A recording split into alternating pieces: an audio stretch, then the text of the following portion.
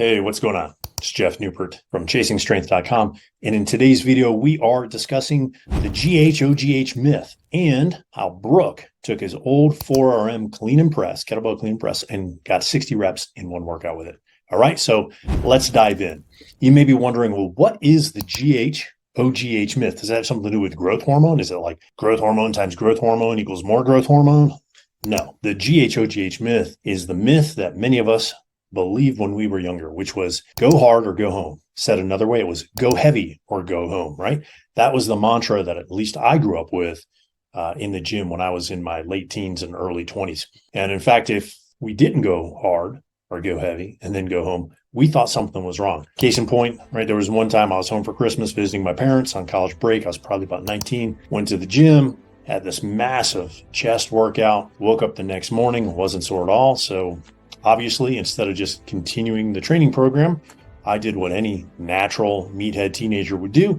I went back and repeated the workout because, you know what? I wasn't sore, so it wasn't a good workout. I'm sure if you've been in the iron game for a while, you probably did something kind of similar at one point, or at least you have a friend who did something similar at one point, right? So, I mean, even after I knew better, even after I started training with my Olympic weightlifting coach, Alfonso Duran, I'd get really irritated when he'd write in light workouts. And this was in spite of the fact of knowing about what's called sharp contrasting loads, which is a concept developed and refined, I guess refined would be the correct word, by a Soviet sports scientist, Dr. Arkady Vorobyev, back in the 1970s. And I'll get more into that shortly. But you know what? I still could not wrap my mind around it. So it wasn't until January of 1998 when I took the USA Weightlifting Club Coach Certification course in order to be a coach to teach Olympic weightlifting that I had that aha moment. I was sitting in a small conference room with just a small number of people, and I was listening to a very smart gentleman, a guy by the name of Dr. George Marome, speak. Now, what was important about Dr. George Marome was that he was a professor emeritus in sports scientist. Why do I keep saying sports scientist? In sports science from Romania. And he presented on a myriad of things that I hadn't heard before, even though I had a weightlifting coach who was trained by the Soviets. Okay, so these guys were both trained by the Soviets, but they just had different perspectives on things.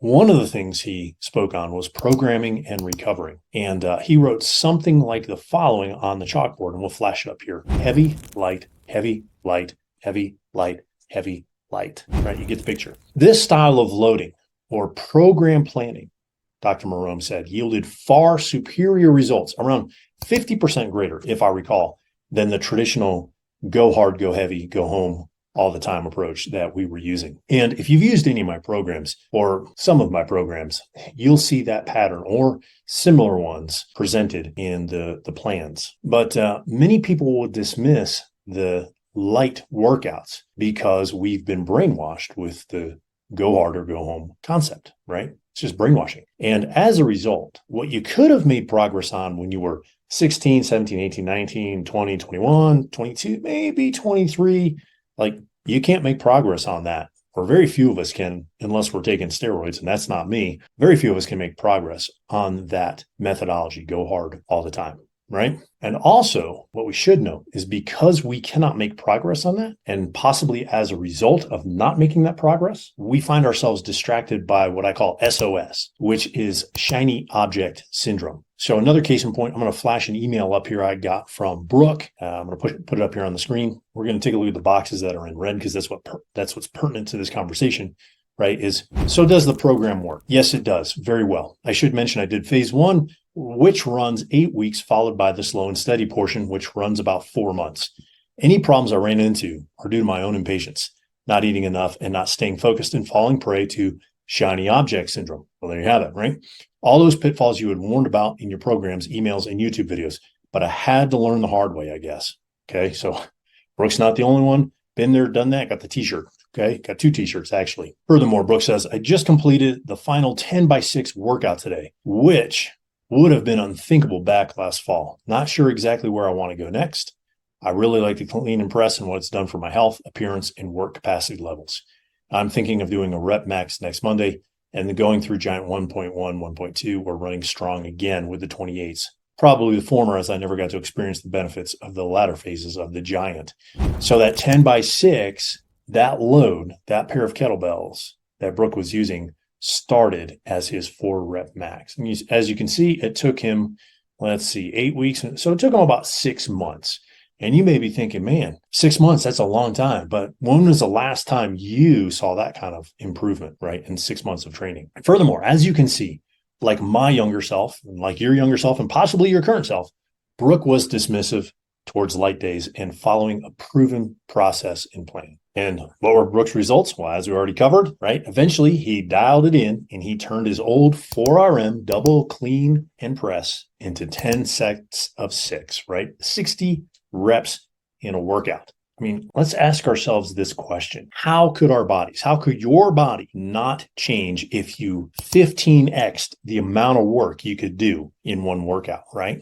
How could you not be stronger? How could you not be leaner? How could you not be more muscular? How could you not be better conditioned? However you want to phrase it. The fact of the matter is you couldn't, right? In fact, you would be stronger, leaner, more muscular, and better conditioned, just like Brooke said he was. In fact, I think to put words in your mouth, right, I'm guessing you two, like Brooke, would conclude that you really like the clean and press and what it's done for my health, appearance, and work capacity levels. All right. So a lot of people will say, hey, man, well, Brooke mentioned strong and you mentioned the giant. What's the difference between the two? Glad you asked. It's really in the planning. The giant uses a concept called auto-regulation, and Kettlebell Strong, or the Strong program, which Brooke used, does not.